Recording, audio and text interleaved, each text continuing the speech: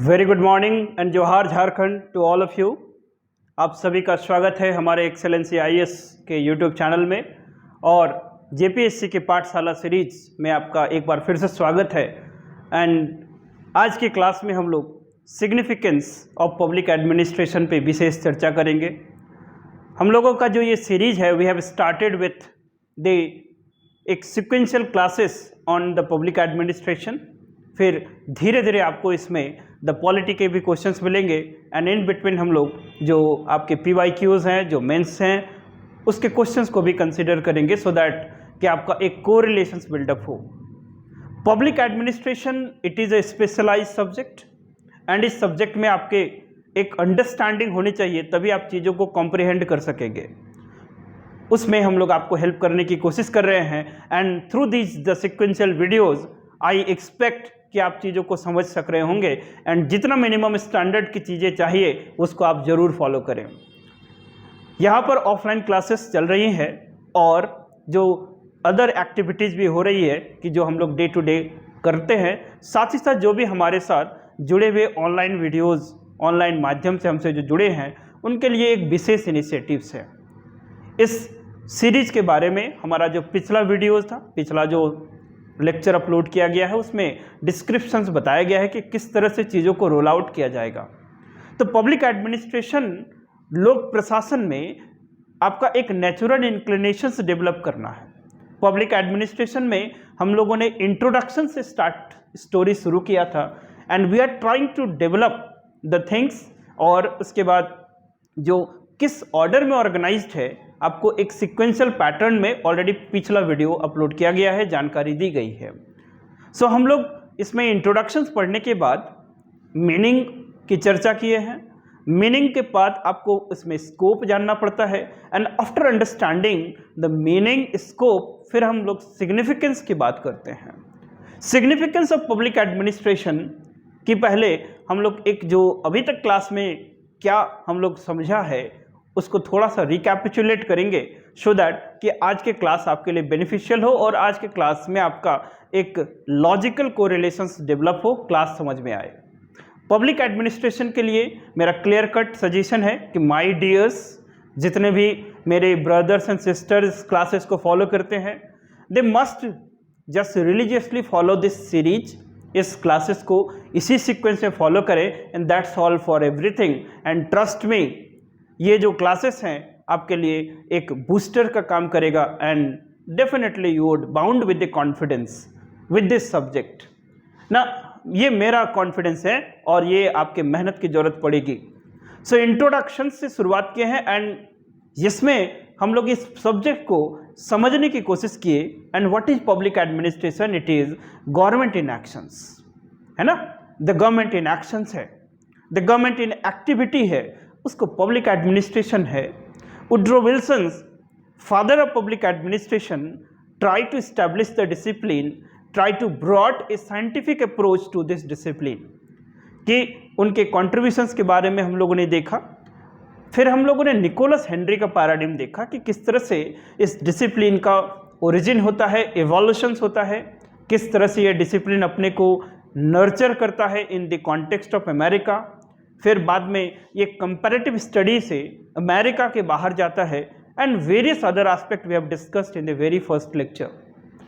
सेन फिर मीनिंग की बात किए हैं। सो इन द मीनिंग एक अंडरस्टैंडिंग बिल्डअप कराया हमने कि first of all you take up some individual thinkers, उनके व्यू पॉइंट्स को आप पढ़ो। सो इंडिविजुअल थिंकर्स में हम लोगों ने ड्विट वाल्डो एपिस्टेमोलॉजिकल व्यू को देखा था। एपिस्टेमोलॉजी में सबसे जो एक्सेप्टेड व्यू पॉइंट है कि द पब्लिक एडमिनिस्ट्रेशन में पब्लिक जो लेटर है उसका क्या मतलब होता है, बताओ। उसका मतलब होता है publicness in character. The public means government, public means state. ये सबसे एक्सेप्टेबल जो डेफिनेशन है पब्लिक एडमिनिस्ट्रेशन का।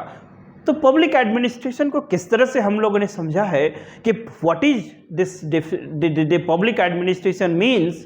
It is a activity, it is a specialized activity, it is a complex activity which is undertaken by the government, undertaken by the state for the well-being to the society, to take care of the society।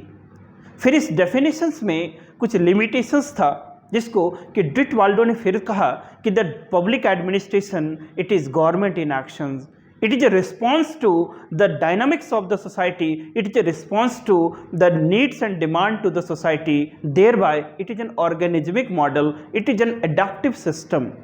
So in order to understand this diverse variety variable concept, the responsive concept, evolving concept, हम लोगों ने different school of thoughts को समझा था, narrow school versus broad school, the post core versus policy matter, the अलग अलग view point से हम लोगों ने ये कोशिश करा कि what actually the public administration is.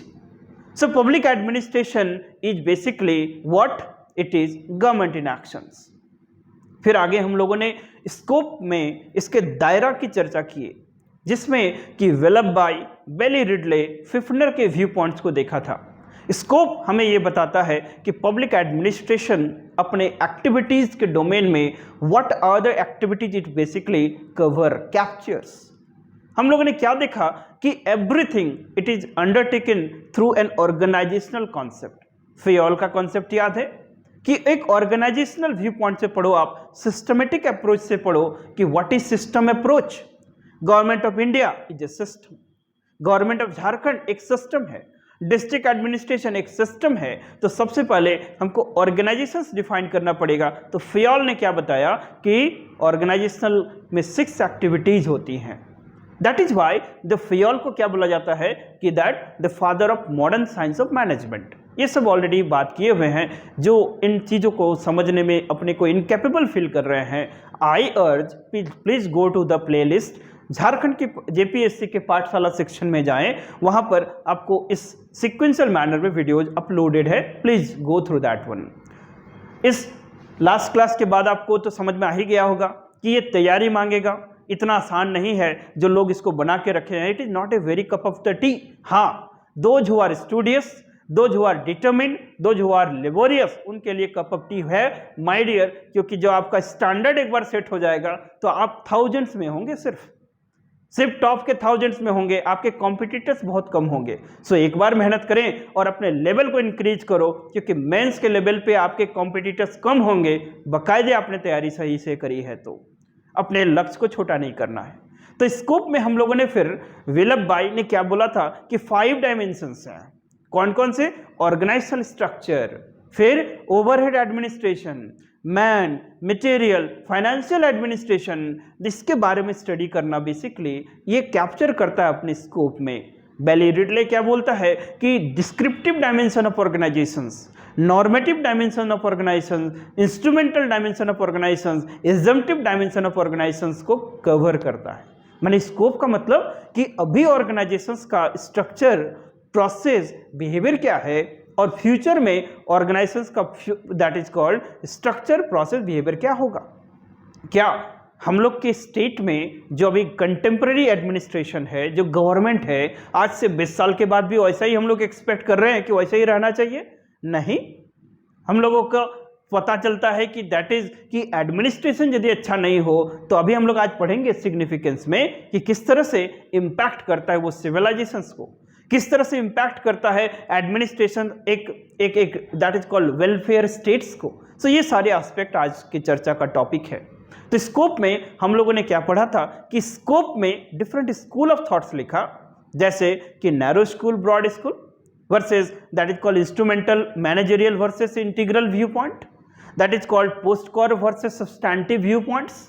उसी तरह से जब पोस्ट कॉर्प और पॉलिसी मैटर व्यू पॉइंट आया था, देन पब्लिक एडमिनिस्ट्रेशन के साथ क्या शुरू हो गया? Identity crisis 50s and 60s के टाइम में. और उस आइडेंटिटी क्राइसिस से कैसे बाहर निकला, ये यहीं से आज शुरू करते हैं. एंड फिर हम लोग इस पोजीशंस में होंगे कि we can understand a sort of aspect about nature of public administration. And nature of public administration समझने के बाद we will take up the significance of public administration. तो क्या हम लोग आज की क्लास के शुरू करें? तो आज की क्लास शुरू करने के पहले this is the topic of the class today कि सिग्निफिकेंस ऑफ पब्लिक एडमिनिस्ट्रेशन. इसमें आइडेंटिटी क्राइसिस और सिग्निफिकेंस की चर्चा करेंगे, एक नेचर की बात करेंगे, वो भी यहाँ समझने को मिलेगा. जेपीएससी की पाठशाला का ये लेक्चर नंबर 4 है। इसके पहले 3 पार्ट्स में वीडियोज अपलोडेड है, please go through those videos. तो हम लोग आइडेंटिटी क्राइसिस से ही शुरू करते हैं, right? Identity crisis.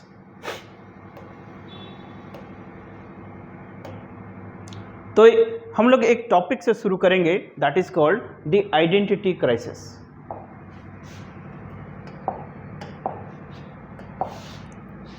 The identity crisis.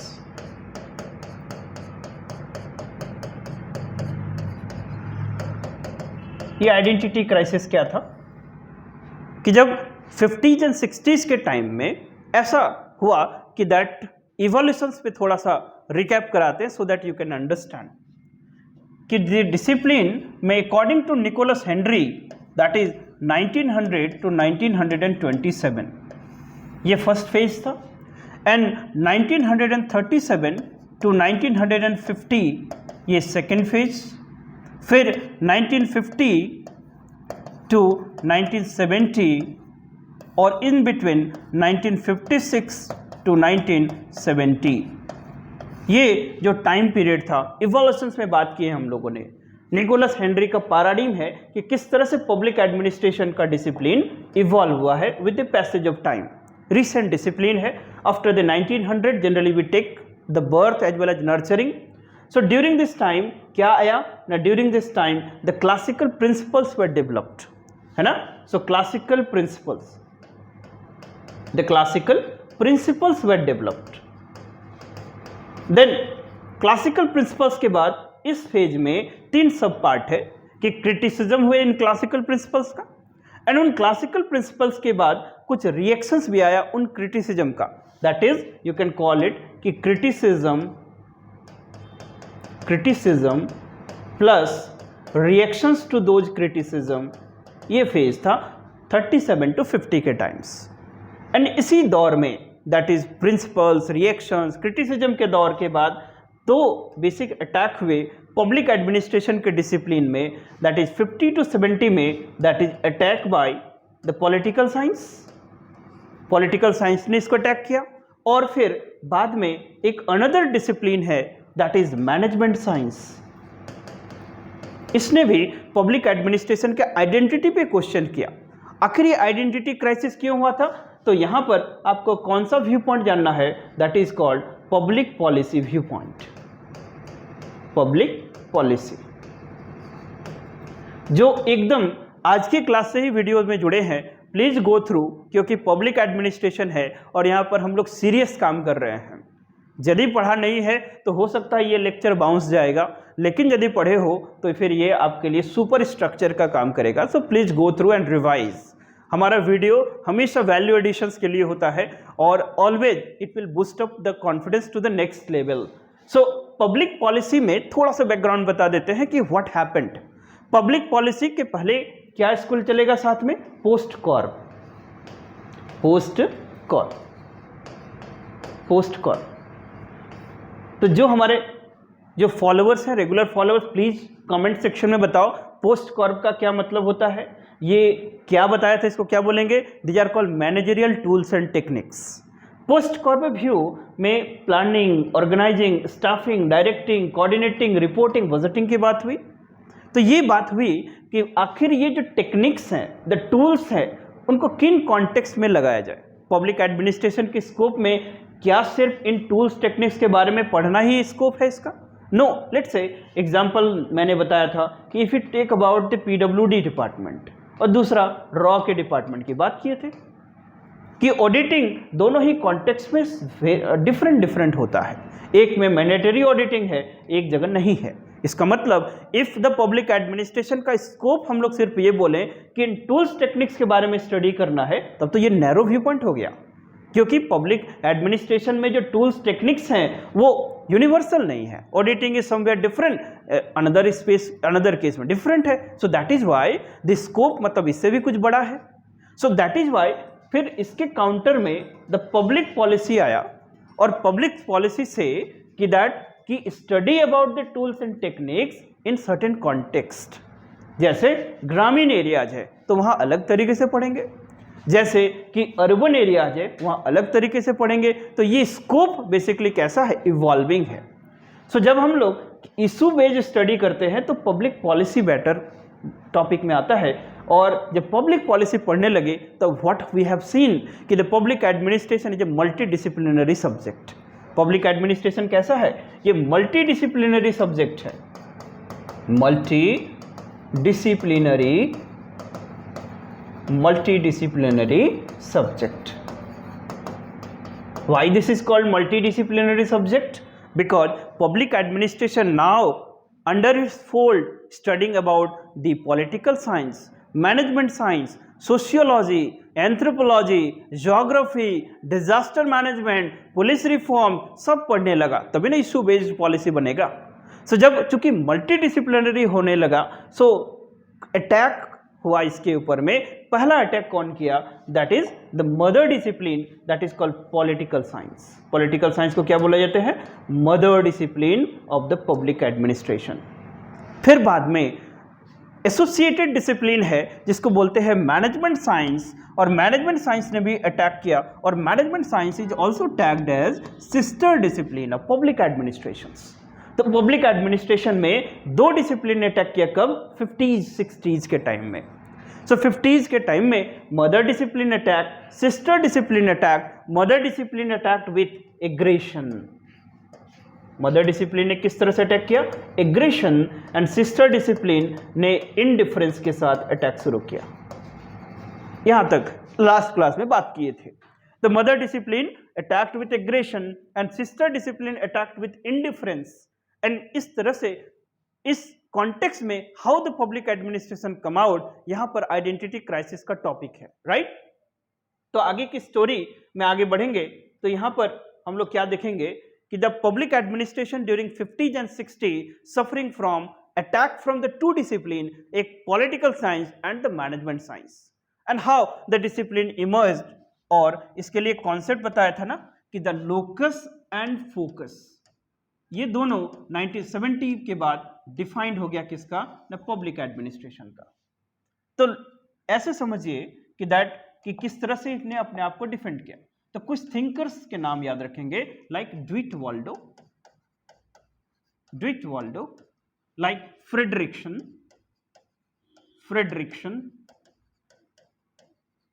Dwight Waldo, Fredericksons, they come out with spirited defence, है ना। उस समय उन्होंने अपने डिसिप्लिन को डिफेंड किया। They come out with spirited defence.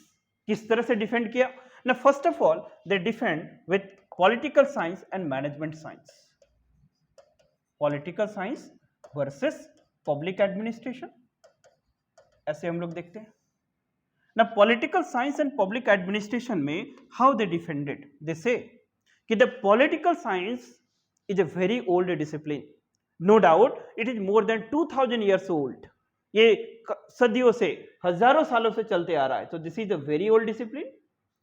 Political science पहले जो बेसिकली ये किस चीज को डिस्कस करता है ना, political science basically talks about the analytical aspect, evolution of the state and statecraft ना, evolution of the state and statecraft के बारे में स्टडी करता है, that is your the political science.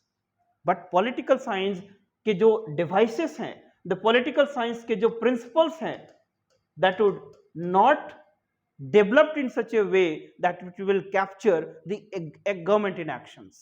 क्या बोला लोगों ने कि the political science, no doubt it is a very old discipline, more than 2000 years ago, because we have the evidences like the Kautilya's Arthashastra, the Confucius theory on statecraft, the Prince Machiavelli, but the very tools and techniques, the principles of the political science were not developed in a way that it will going to define the government in actions. So thereby state के दो parts होते हैं ना। State इस triangle से समझिए कि state में एक पार्ट है जिसको बोलेंगे philosophical part of the state, ठीक है। एक को क्या बोलेंगे, the philosophical part of the state, and second part होगा that is called the practice part of the state, that is practical part of the state. So philosophical part of the state means little bit theoretical, this is practical, this is you can call the theoretical part of the state का मतलब ज़्यादा philosophical है, and this is more instrumental. So it means the public administration is a specialized discipline, and public administration के जो tools and techniques हैं वो किसको capture करेगा? The government in actions. Political science no doubt वो theoretical part को capture करेगा अच्छे से, evolutions को capture करेगा, what is the state, all these will be captured by the political science, but जो पॉलिटिकल साइंस के टूल्स टेक्निक्स हैं, इक्विपमेंट्स हैं, वो गवर्नमेंट इन एक्शंस को नहीं कैप्चर करेगा. Like the political science will talk about what the types of the state, democratic state, theocratic state, but let's say if we talk about efficiency, that is called bureaucracy. ये that is called the political science का domain नहीं है.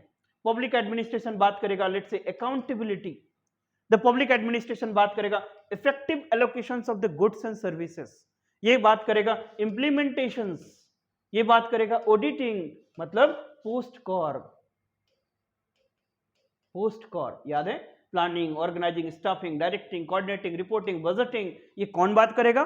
Public administration. यहां पर ना political science थोड़ा difference है, यहां पर वाटर लाइट डिवीजन है. इसका मतलब कि political science is more philosophical and the public administration is more technical, it is more instrumental. So in this way the Frederickson, Duitwaldo or other thinkers during 50s and 60s defended the very identity of public administration, established the identity of public administration कि no, it is different from the political science. एक aspect समझ में आया. फिर जब आगे बात बढ़ी कि that 1950s to 56 to 1970, this was the time when management science attacked. So how management science attacked? Management science say कि the very tools, जिसको tools की आप बात कर रहे हो, like the post corp है ना, ये जो tools की बात कर रहे हैं like post corp, the managerial tools techniques की बात कर रहे हैं, ये basically tools and techniques किसका है ना? management science का है.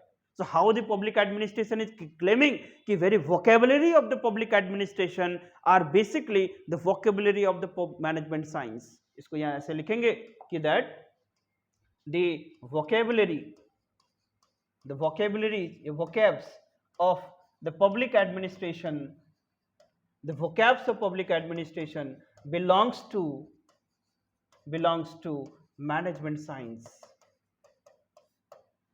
क्योंकि पब्लिक एडमिनिस्ट्रेशन का वोकैबुलरी मैनेजमेंट साइंस का है, लाइक पोस्ट कॉर्प ये मैनेजमेंट टेक्निक्स है, लाइक प्लानिंग मैनेजमेंट टेक्निक्स है, ऑर्गेनाइजिंग मैनेजमेंट टेक्निक्स है, staffing, directing, reporting, budgeting, all are management techniques.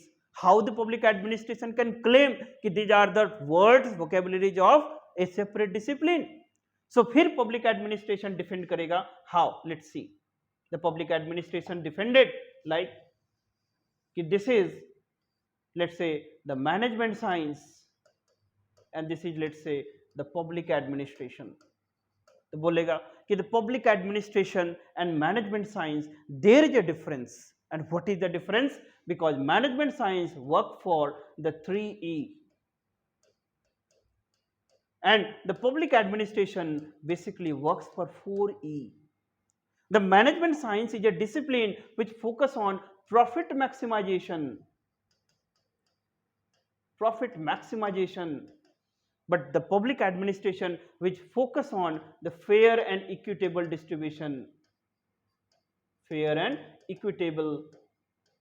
distribution. The public administration focus on 4E. 4E means efficiency, effectiveness, that is called economy and equity. ठीक है, public administration focus on 4E. कौन कौन सा? Efficiency, effectiveness economy, equity. लेकिन जो management science है वो 3E पे फोकस करेगा। कौन कौन सा? Let's say this is 1, this is 2, this is 3 and this is 4। तो इन इकोनॉमिक्स मैनेजमेंट साइंस क्या मिलेगा आपको? 1 मिलेगा, 2 मिलेगा, 3 मिलेगा, ऑल दीज। बट जो 4 है, फोर्थ एस्पेक्ट इज मिसिंग, मतलब इक्विटी इज मिसिंग। इसका मतलब कि the public administration is more philosophical and management science is more technical, है ना? The public administration is more philosophical and the management science is more technical. ये दोनों discipline समझ में आया। फिर फर्दर से कि in today's time every discipline is a multidisciplinary. Being the multidisciplinary is not a weakness, rather it is what? A reality. अभी क्या पॉलिटिकल साइंस बोल सकता है कि सिर्फ हम स्टेट क्राफ्ट के बारे में ही लिमिटेड है? No, you also have to study about the policies, you also have to study about the international development, you have to study about the economics. So thereby in the today's time every discipline is a specialized discipline, every discipline is a advanced discipline, every discipline is a multidisciplinary, और multidisciplinary होना it is a reality, it is not a weakness. So that's why the public administration को जो thinkers थे they say कि that the public administration has a core as well as the boundary. The public administration has a core as well as boundary. क्या public administration static concept है कि dynamic concept है? Dynamic concept. Evolving concept है कि status कोइस्ट है? Evolving concept है। तो public administration का जो कोर है it has stable core, but इसका जो बाउंड्री है it is always expansionist. The boundary is always vacillating, है ना? The boundary है वो कैसा है? Growing है। So public administration has a stable core but with a oscillating periphery or with an oscillating boundary. The core of public administration is basically the management science and the periphery is basically the political science. तो इस तरह से बोलता है कि public administration की identity crisis को कैसे सिक्योर करेगा कि in today's time every discipline has a multidisciplinary, although it is multidisciplinary there is a distinct identity.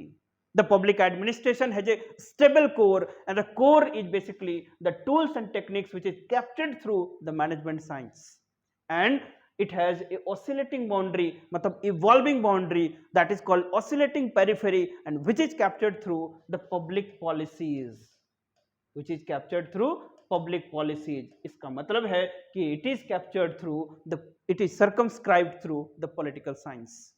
तो ये जो डिबेट था दबी के टाइम में कि आइडेंटिटी क्राइसिस, इस तरह से 1970s तक आते आते द पब्लिक एडमिनिस्ट्रेशन बाहर निकलता है एंड 1970 के आने तक क्या हुआ? न public administration as a public administration separate discipline. ठीक है, तो समझ में आया? तो अब हम लोग थोड़ा सा आगे चलेंगे और सिग्निफिकेंस पे चर्चा करेंगे कि सिग्निफिकेंस क्या है.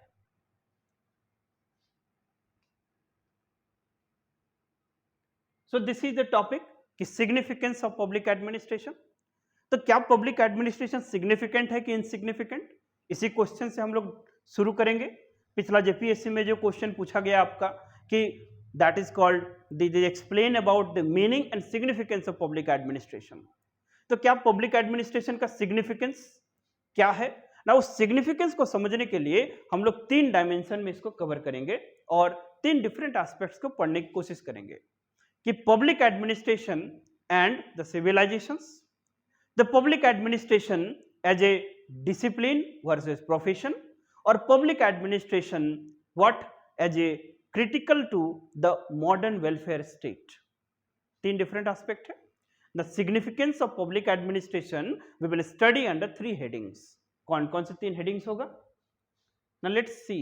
एंड इस फ्लो चार्ट को पहले बनाइए.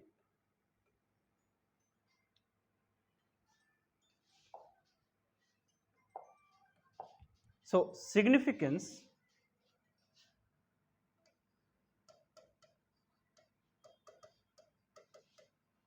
सिग्निफिकेंस, थोड़ा फैन चला दीजिए। सिग्निफिकेंस को हम लोग 3 डिफरेंट एस्पेक्ट्स में कवर करेंगे। So first of all significance, number 1 the public administration versus civilization, public administration versus civilisation, ये एक एस्पेक्ट होगा। Second, the public administration versus the welfare state, and third, the public administration versus the discipline and practice। तो ये 3 aspect आपको help करेगा public administration के significance को समझने के लिए। तो जैसे इसके पहले एक बेसिक चीज बात करें कि पब्लिक एडमिनिस्ट्रेशन अब दिख रहा है, it is government in actions, है ना। सो जैसे कि आप जेपीएससी के एग्जाम पास करने के बाद you become the part of the bureaucracy, you become the part of the civil service, you will do the activity on behalf of the government, you become instrument, you become a means to an end। State constitution अपने values को किसके through realise करेगा? Through the instrumentality of a administrative machinery, that is you, that is the bureaucracy, that is the civil servant, that is the public administration. So public administration is what both the theory as well as in practice. याद करो कि जब हम लोग scope में बात कर रहे थे तो स्कोप में द फिफ्नर का क्या आर्गुमेंट था, फिफ्नर ने क्या पॉइंट्स दिए थे? तो फिफ्नर क्या बोला कि व्हाट द फिफ्नर सेड कि the scope of public administration captures both the what the theory as well as the principle of administration as well as sphere of administration. कि दैट एक एस्पेक्ट में थ्योरी भी पढ़ना है, दूसरे aspect में sphere कि किन किन कॉन्टेक्स्ट में, किन किन एरियाज में पब्लिक एडमिनिस्ट्रेशन है उसको भी पढ़ना है। Like administration at the local level, जैसे Panchayati Raj institutions, that is called municipalities, वहां का एडमिनिस्ट्रेशन क्या है उसके बारे में पढ़ना पड़ेगा। वो सिचुएशन डिफरेंट है, वो कॉन्टेक्स्ट डिफरेंट है from district administration. District administration का जो कॉन्टेक्स्ट है वो स्टेट एडमिनिस्ट्रेशन से डिफरेंट है, स्टेट एडमिनिस्ट्रेशन डिफरेंट है नेशनल एडमिनिस्ट्रेशन से, और नेशनल एडमिनिस्ट्रेशन डिफरेंट है सुप्रानेशनल या इंटरनेशनल एडमिनिस्ट्रेशन से। So there is something called the principles of administration and there is something called sphere of administration. तो public administration captures a very wider domain. Now यहाँ पर जो बात हो रही है कि आखिर इसका significance क्या है, तो what we call कि हर एक जगह गवर्नमेंट इन एक्शन है, everywhere specialise activity is there, so there by significance तो वेरी सिग्निफिकेंट है। तो इसको थोड़ा क्रिस्टलाइज करने के लिए सबसे पहले हम लोग पब्लिक एडमिनिस्ट्रेशन वर्सेस सिविलाइजेशन को चर्चा करेंगे। So public administration versus civilisation में क्या मिलेगा आपको कि हम लोग बात करते हैं कि that we talk about the Indus valley civilisation. नाम सभी लोग सुने हो, there is Indus Valley civilisations. Indus Valley civilisations था उस, that was the first time एक urban culture, urban civilisations developed हुआ, है ना, that is a urban civilisations. First time modern state of art technology उसमें मिला, concept of that is called good infrastructure, good political setup, political stability, good economic, trade and commerce, good international relations, सारे एक stable cohort of political environment में काम करता था। तो that is the civilisation. And what is civilisation? It is the materialistic manifestations for a culture associated. What is that? The materialistic advancement, materialistic advancement, materialistic advancement, है ना। जैसे culture क्या है? Day to day life activity is called culture. लेकिन समय के साथ standard of living change होता है, एंड स्टैंडर्ड ऑफ लिविंग किस तरह से हम लोग अंडरस्टैंड करेंगे? Through the associational materialistic advancement. जैसे आज से 20 साल पहले 5G टेक्नोलॉजी था नहीं, today we have the 5G technology. अभी आर्टिफिशियल इंटेलिजेंस था, फिर अभी चैट जीपीटी है। Similarly we have the advancement day by day होते जा रहा है। दैट आवर 1990s 91 के पहले we have the limited variety with respect to the cars. Maruti Suzuki एक दो ही यहाँ पर मैन्युफैक्चरर्स थे। Now today we have the competitive variety of the players like Hyundai, we have the Creta, we have the Renault, all those हमारे पास options ज़्यादा बढ़े। So what is that? कि basically civilizations depends करता है किस पे? Art of administrations पे। And what is this art of administration? थोड़ा इसके लिए आपको nature of administration जानना पड़ेगा। तो पहले हम लोग इस पे फोकस करेंगे, the public administration versus civilizations। तो क्या सिविलाइजेशंस की प्रॉस्पेरिटी के लिए एक गुड एडमिनिस्ट्रेशन चाहिए कि बैड एडमिनिस्ट्रेशन चाहिए? Good administration. तो सिविलाइजेशंस की प्रॉस्पेरिटी एडमिनिस्ट्रेशन से है, सिविलाइजेशंस का डिसइंटीग्रेशन भी एडमिनिस्ट्रेशन से है। दोनों आर्गुमेंट से एग्री कर रहे हो कि दैट कि the very prosperity of the civilisations depends on the efficient administration, the disintegration of the civilisation also depends upon the administrations. Got it? जैसे Indus valley civilisation, it was an industrial society. ये कैसी society थी? Industrial society, माने इंडस्ट्रिया बोलते हैं technically, थोड़ा एक concept है समझिए कि यहां पर हम लोग जब सोसाइटी की बात करेंगे, द सोसाइटी आज से हजारों साल पहले एक प्रिमिटिव ट्रेडिशनल सोसाइटी होती थी जिसका main occupation agricultural based activity होता था। तो उसको क्या बोलेंगे? प्रिमिटिव ट्रेडिशनल ट्राइबल सोसाइटी, है ना? We call it the primitive traditional tribal society. Primitive traditional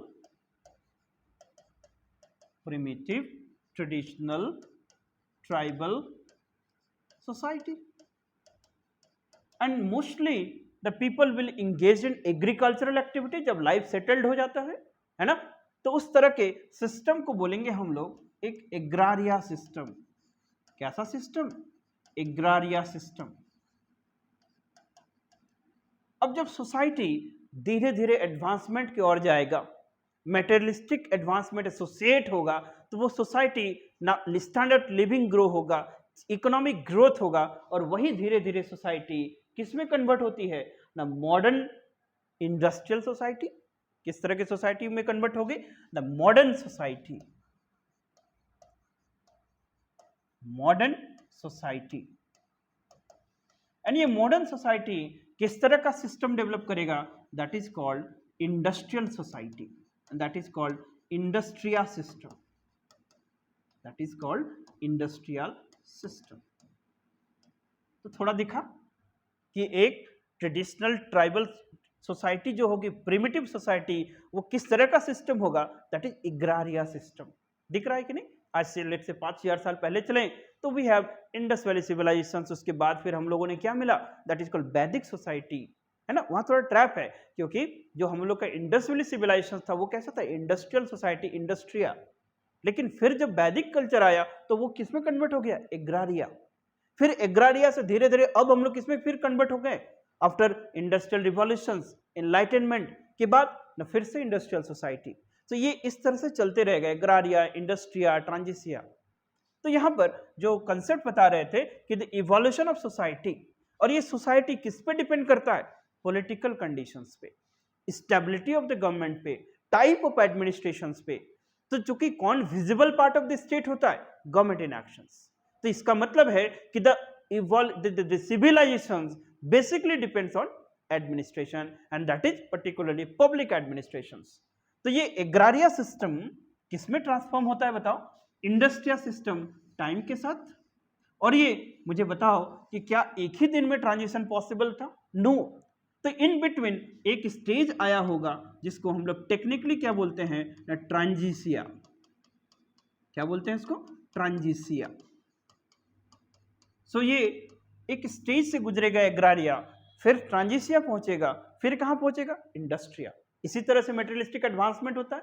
जैसे हमारे पास आज से 20 साल पहले जब हमारे पास इकोनॉमिक एम्पावरमेंट नहीं हुआ तो let's say we have that is called let's say bicycle. वो सबसे जो इफिशिएंट मोड ऑफ ट्रांसपोर्टेशन था। आज से मतलब 40-50 साल पहले शादी वगैरह में जस्ट ऑन ए बाईसाइकिल ये लग्जरी हुआ करता था। गांव के लोग देखने आते थे कि किसी को लेट्स से दहेज में शादी में साइकिल मिला है, right? So that was a luxury. उस पॉइंट ऑफ द टाइम का वो एडवांसमेंट लेवल था। आज के टाइम में हैविंग द कार, ये क्या हुआ? मेटेरियलिस्टिक एडवांसमेंट हुआ। तो क्या अचानक से ये एडवांसमेंट हो गया था क्या? नो, धीरे धीरे हुआ, कैपेसिटी बढ़ा। साइकिल से हम लोग बाईसाइकिल से फिर स्कूटर पे गए, स्कूटर से मोटर कार से लेट से फोर व्हीलर, अब धीरे धीरे हमारी कैपेसिटी बढ़ी। Now today we also think about कि जैसे एलन मस्क का जो स्पेस एक्स प्रोजेक्ट है कि हम लोग अब लेट से स्पेस में जाके, चांद पे जाके लेट से वी परचेज द कॉलोनीज, ऐसे बड़े बड़े एस्पिरेशंस। तो ये इंडस्ट्रियल सिस्टम का ये बेसिकली है। एंड फिर ये सोसाइटी किसमें कन्वर्ट होगी? एक टाइम एग्रारिया में। तो ये चलते रहता है, this is called cyclic process. तो ये ट्रांजिशिया और एग्रारिया में क्या डिफरेंस है और ट्रांजिशिया और इंडस्ट्रिया में क्या डिफरेंस है कि एग्रारिया सोसाइटी में बेसिकली अनडिफरेंशिएटेड फंक्शंस होते हैं। And what is the meaning of this undifferentiated functions? कि मतलब one organisation is undertaking many functions, ये डिवीजन नहीं है। जैसे कि let's say a welfare department undertaking the defence department, let's say economical department also taking the social activities, so that is called undifferentiated system. लेकिन industrial society में every activity is a specialised activity. वहां पर loss जो होगा, wrong का loss बहुत ज्यादा होता है। That is why in industrial system every activity is undertaken by a specialised department. That is यहां पर क्या मिलेगा? That is called specialisation. लेकिन Transitia society in between society है जहां पर क्या होगा कि one function that is called one department is taking many functions. इसको टेक्निकली क्या बोलते हैं ना? पॉलीफंक्शनलिज्म। एक टर्म यूज करेंगे, पॉलीफंक्शनलिज्म, पॉलीफंक्शनलिज्म, राइट? तो थोड़ा सा समझने की कोशिश किए होंगे कि that in the evolution of the system the society even depends upon the efficiency, effectiveness of the administrative system. So this is one of the aspect. Significance of public administration means public administration is inevitable in what? The prosperity, development, disintegration of the civilizations. ठीक है, तो एक aspect समझ में आया। तो यहां पर इसी को आपका लिखा हुआ है कि if you talk about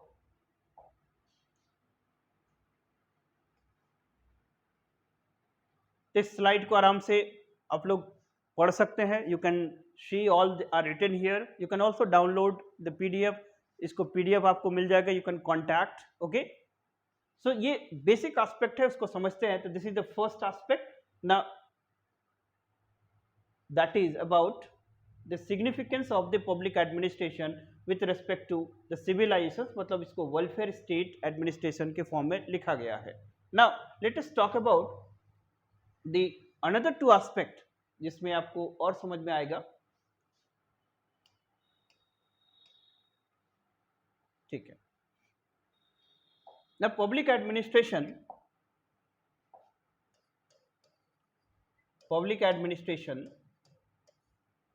let's say talk about the theory and practice, theory versus practice, theory versus practice. So public administration is both the theory as well as practice. How? There are practitioners, है ना? There are practitioners who are basically study about the theories and principles of the public administration. So those practitioners know what is public administration. लेकिन जो implementation aspect है, जो the external part है, जो actual में district collector काम करता है, that is what? That is called practice part of the administration. So क्या दोनों में सेम चीज होता है? नो, कॉन्टेक्स्ट डिफरेंट है। The practice is different from theory. So there bye you order to have a good administrator, you have to understand both the theory as well as practice part of administration. जैसे एक example समझते हैं कि there is something called the line and staff agency. इसको क्या बोलते हैं अपन लोग? line and staff agency. तो line and staff में क्या डिफरेंस है कि बेसिकली एक फील्ड एजेंसीज है और एक सेक्रेटेरिएट पे रहता है। तो सेक्रेटेरिएट पे they make the policies and the field जो एजेंट होते हैं they will implement the policies. So दोनों के बीच में क्या होना चाहिए? कोऑर्डिनेशन होना चाहिए। In the policy making input कहां से मिलना चाहिए? ग्राउंड लेवल से मिलना चाहिए। On the basis of those inputs the policy can be framed and those policy will addressing to the needs and demand to the society. So thereby there has to be a congruency, there has to be a mutual understanding, and those mutual understanding will only come through the proper understanding of public administration. क्योंकि public administration किसकी बात करता है? जब legal school की बात करते हैं, द लीगलिस्टिक व्यू में क्या बात किए थे? वुड्रो विल्सन, है ना? वुड्रो विल्सन, एलडी व्हाइट, क्या नाम था? एलडी व्हाइट, वुड्रो विल्सन, ये लोग क्या बात किए थे? According to Woodrow Wilson and LD White, the focused on the public administration means the effective implementations of the public policies and the laws. So how could you do the effective implementation, and how the policies and the laws would addressing to the needs and demand to the society? That will only come through the proper participation of both the legislator and executive in the policy making as well as in policy implementation process. समझ में आया कुछ? तो ये चीज आपको enhance करता है पब्लिक एडमिनिस्ट्रेशन समझने के लिए in the effectiveness of the public policy and in the effectiveness of the public laws. Getting my point? So ये सेकंड एस्पेक्ट है पब्लिक एडमिनिस्ट्रेशन का। कि सेकंड एस्पेक्ट क्या सीखे? एक एस्पेक्ट सीखा कि that is called civilisational development, civilisational prosperity और सिविलाइजेशनल डिसइंटीग्रेशंस के लिए public administration is an inevitable concept, it is very very significant concept. Second, in order to bring effectiveness the policies and the laws, there shall be a congruency between the theory and practice, and this will come through the proper convergence, mutual participation, and that is basically with the proper understanding of public administration it will come through. Getting my point? Third aspect जो है कि आज हम लोग बात करते हैं the modern welfare state, modern welfare state। तो यहाँ पर पब्लिक एडमिनिस्ट्रेशन के सिग्निफिकेंस को देखेंगे और पब्लिक एडमिनिस्ट्रेशन के सिग्निफिकेंस को थोड़ा समझेंगे। What is the meaning of the welfare state? ना स्टेट के इवोल्यूशंस की बात करेंगे, so there is something called the laissez-faire state, laissez-faire state. And इस लेसेस-फेयर स्टेट के बाद जो नेक्स्ट स्टेज में पहुंचता है that is called welfare state. और इस वेलफेयर स्टेट के बाद फिर से आज के टाइम में हम लोग बोलते हैं क्या ना, एडमिनिस्ट्रेटिव स्टेट, एडमिनिस्ट्रेटिव स्टेट। और इस administrative state is a big state, administrative state is a big state. क्यों? क्योंकि क्या हमारे पार्लियामेंट में कोई डिसीजन होता है, हमारे लेट्स से लेजिस्लेटिव असेंबली में कोई डिसीजन होता है, तो उसका इंपैक्ट हमारे नॉर्मल लाइफ में पड़ता है कि नहीं? Yes. Let's say take the development, the political development, कि suddenly the government announced the cancellation and the postponement of a certain exam, तो हमारा लाइफ उससे चेंज हो रहा है, असर हो रहा है कि नहीं? So that is something called the today's time the state is a very big state. The any activity of the state has a impact and the new repercussions on the citizens and on the common people of the society. So thereby the public administration is a very vibrant instrument. So public administration in today's time is a very very vibrant instrument, vibrant instrument. समझ पा रहे हो? तो public administration significant है कि नहीं? Yes, it is very significant. क्योंकि आगे फिर हम लोग पढ़ेंगे जब मैक्स वेबर की बात करेंगे, तो मैक्स वेबर अभी हमने पढ़ा नहीं है, बट मैक्स वेबर का जो कॉन्सेप्ट एंड ब्यूरोक्रेसी है that is very acceptable. The bureaucratic model is basically synonymous with Max Weber concept, and Max Weber एक चीज बोलता है, हम लोग आगे इसकी बात करेंगे कि Max Weber से the bureaucracy is a power instrument। Bureaucracy कैसा है ना? It is A power instrument, माने ये मीन्स टू एन एंड है। ब्यूरोक्रेसी एक मशीनरी है जो गवर्नमेंट पॉलिसीज एंड प्रोग्राम्स को लोगों तक पहुंचाना है। It is a means to an end, that's why it is called power instrument. और जब तक ये पावर इंस्ट्रूमेंट है तब तक ये वेरी इफिशिएंट है। उसके लिए ट्रिक्स बोलता है वो कि it is basically a universal model, universal model कि public administration is a such a model कि इसको यूनिवर्सलाइज किया जा सकता है कि जब तक वो इंस्ट्रूमेंटल कैरेक्टर में काम करता है, लेकिन जब भी यही अपना इंस्ट्रूमेंटल कैरेक्टर को लॉस करेगा तो क्या हासिल करेगा? इंस्टीट्यूशनल कैरेक्टर, माने public administration become an and. जब आपको दिक्कत होने लगे एक डिस्ट्रिक्ट कलेक्टर के पास मिलने और वहां पर अपने समस्या को बताने के लिए, इसका मतलब पब्लिक एडमिनिस्ट्रेशन आपसे दूर होते जा रहा है। द सिटी एडमिनिस्ट्रेशन गवर्नेंस में क्लोजर आना चाहिए, तो सिटीजन आपसे दूर चला जा रहा है। It means that is administration is acquiring which type of character? Institutional character, और वो इंस्टीट्यूशनल कैरेक्टर बैड है। तो पब्लिक एडमिनिस्ट्रेशन आपके अभी के बिग स्टेट में, in the laissez faire state, it is a vibrant instrument. And what is the objective of public administration? To take care of the society. That's why the very significance of public administration lie in the understanding the very nature, the ethos and the very instrumentality of public administration. तो तीन different aspect में बात करा। एक in the context of civilisations, दूसरा in the context of welfare state. क्या welfare state में कोई भी काम बिना एडमिनिस्ट्रेशन के इफेक्टिवनेस का पॉसिबल नहीं है? क्योंकि it is the dire responsibility of that machinery that is called bureaucracy or the public administration who is assigned with the task to take care of this the effectiveness and instrumentality of the public policy implementation and law. हमें कौन दिखता है? State कहाँ care कर रहा है? हम लोग कुछ भी हो तुरंत देखते हैं कि that there is something called sub divisional officer, there is something called district education officer, there is something called, there is a district collector, there is something called secretariat, there is something called bureaucracy. So that is why ये government in action हमें सब जगह दिखता है ना? तो ये significance जो चैप्टर है इसको हम लोगों ने समझा। आप इसको इसी तरह तैयार करेंगे।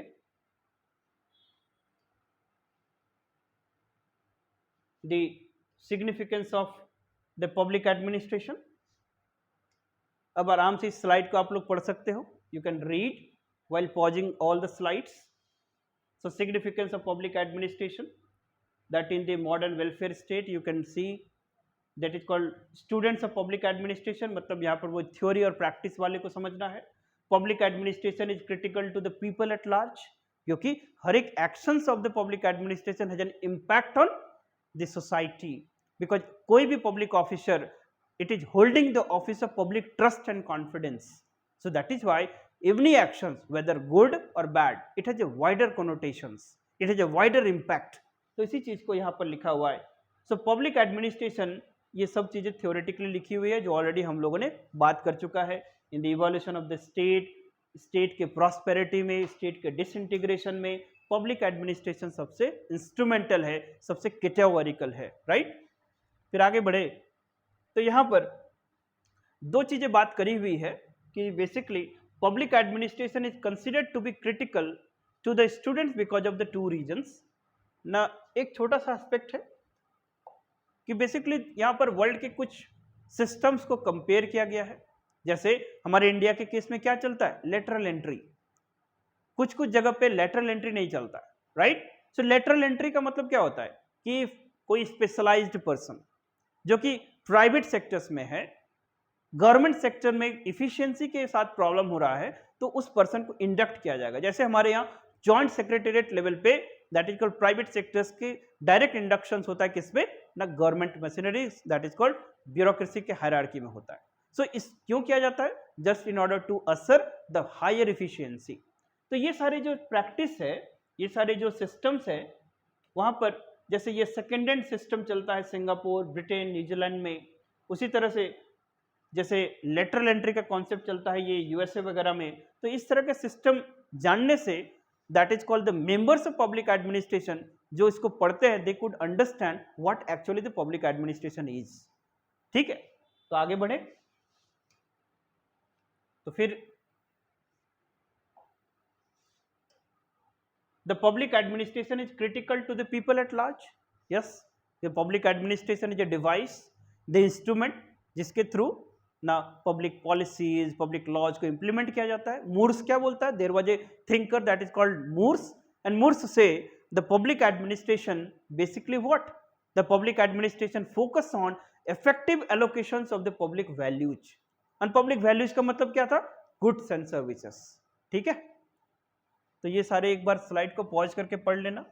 All things are written in a very simple words and ये इसका पीडीएफ अवेलेबल हो जाएगा हमारे टेलीग्राम चैनल पे, you can also download, right.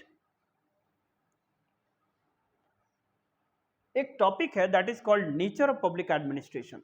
यहाँ पर आपको फर्स्ट जो यूनिट है ये कंप्लीट हो जाएगा, उसके बाद नेक्स्ट जो वीडियो होगा उसमें हम लोग प्राइवेट और पब्लिक एडमिनिस्ट्रेशन के बारे में पढ़ेंगे। तो यहाँ पर नेचर की बात करते हैं ना, नेचर को कैसे समझेंगे ना, नेचर को समझने के लिए कुछ स्कूल ऑफ थॉट्स को कंपेरेटिव वे में लेना पड़ेगा कि what is the nature of public administration. क्या हम लोग पब्लिक एडमिनिस्ट्रेशन को साइंस बोल सकते हैं? क्या पब्लिक एडमिनिस्ट्रेशन को आर्ट्स बोल सकते हैं? ना पब्लिक एडमिनिस्ट्रेशन को सोशल साइंस बोल सकते हैं? क्या पब्लिक एडमिनिस्ट्रेशन और प्राइवेट एडमिनिस्ट्रेशन डिफरेंट है कि सेम है? क्या पब्लिक एडमिनिस्ट्रेशन पॉलिटिकल साइंस का पार्ट है, पब्लिक एडमिनिस्ट्रेशन मैनेजमेंट साइंस है?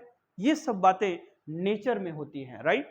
तो इसके लिए नेचर को समझने के लिए कुछ चीजें यहां पर लिखी हुई है, all things we have discussed earlier. इसलिए माय डियर फ्रेंड्स, मैं हमेशा यही बोलता हूं कि read the things from the scratch to advance, it will help you to understand all those aspect. अब यहाँ पर मेहनत करने की जरूरत ही नहीं है। नैरो एंड ब्रॉड व्यू की बात करें तो नैरो व्यू किस पे फोकस करता था? The study about the executive organ of the state, government के एग्जीक्यूटिव पार्ट्स। ब्रॉड व्यू क्या बात करता था? That is to study about the legislature, executive and judicial organs, माने ट्रिनिटी ऑफ द गवर्नमेंट की बात। तो फिर ये बेसिकली स्टेट और स्टेट एक्टर पे फोकस किया था। लेकिन क्या पब्लिक एडमिनिस्ट्रेशन सिर्फ स्टेट पे फोकस करेगा?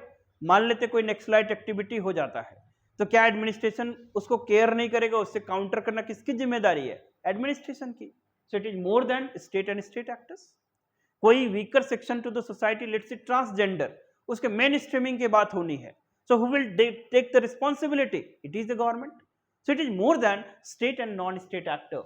तो ड्विट वाल्डो तभी बोलता है ना कि that is called one sentence and one paragraph definition of public administration is A mental blockade, it is A mental paralysis, it is not an mental enlightenment. The managerial and integral view में क्या पढ़े थे हम लोग कि that is organisation के अंदर technical, financial, commercial सारी एक्टिविटीज होती है। सो उन एक्टिविटीज में एक स्कूल बोलता है पब्लिक एडमिनिस्ट्रेशन का मतलब only to study about the managerial aspect, but another school से no, the entire organisation, that is all managerial, technical, सारे तरह के functions.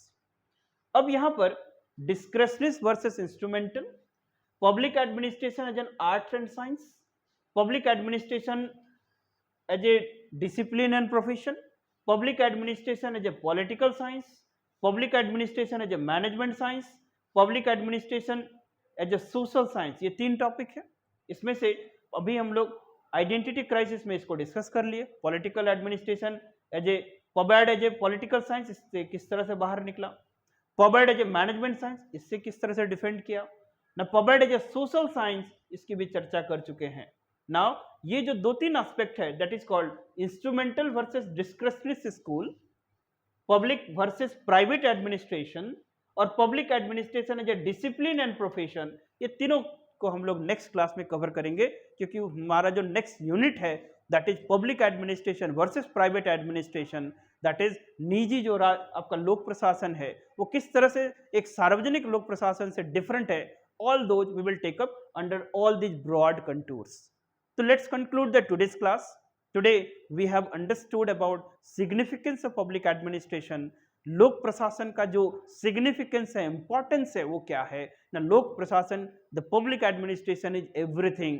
It is inevitable concept. It is very inclusive because it is visible part of the state. It is government in actions. और इसको समझने के लिए इतना diverse है कि इसको तीन कैटेगरी में हम लोगों ने डिवाइड किया। Civilizations, welfare state, that is called theory and practice. So in this way आपका आंसर लिखने के लिए ये लेक्चर आपको इनेबल करेगा और कुछ चीजें जो स्लाइड्स में लिखा हुआ था उसको आप लोग नोट डाउन कर लेंगे। नेक्स्ट क्लास में फिर हम लोग इसमें डिफरेंस समझेंगे। फिर हम लोग नेक्स्ट यूनिट को जिस तरह से हम लोगों ने एक सिक्वेंशियल मैनर में वीडियोस बनाने का आपसे प्रॉमिस किया है उसी सीक्वेंस में चलेंगे, ताकि आपके साथ जस्टिस हो और आपकी पढ़ाई एक अच्छे लेवल पे हो। So let's conclude the today's class. Tomorrow we will meet with the new concept. So keep watching out the videos and also like, subscribe and share with the friends so that we will be motivated from your response. So take care. Goodbye. Have a nice day.